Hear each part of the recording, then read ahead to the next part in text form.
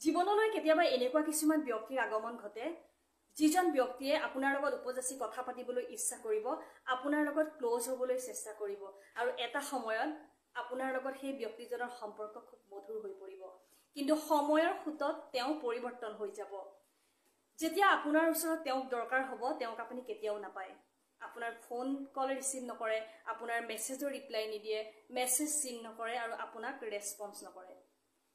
তেওঁলোকে কি কৰে? নিজৰ ইচ্ছামতে আপোনাক কল কৰে, নিজৰ ইচ্ছামতে তেওঁলোকে আপোনাক মেছেজ কৰে, নিজৰ মতে লয়।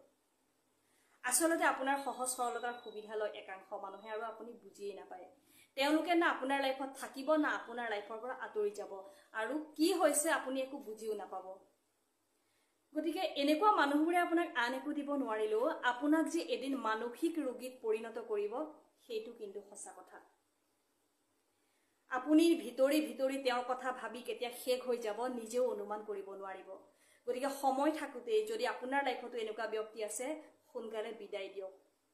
আপুনি তেওঁৰ ওচৰত বাৰে বাৰে প্ৰমাণ কৰিবলৈ নাযাব যে আপুনি তেওঁক কিমান ভাল পায় বা আপোনাৰ লাইফত তেওঁৰ প্ৰয়োজন ক'ত। আপুনি তেওঁৰ অবিহনে থাকিব পৰা নাই। বাৰে বাৰে তেওঁৰ ওচৰত মৰম আৰু সময় ভিক্ষা নুখুজিব। আপোনাক তুচ্ছ কৰি তেওঁ গুচি যাব। বৰ কষ্ট হয় এই সময়বোৰ। গতিকে যাচি কষ্ট নল'ব।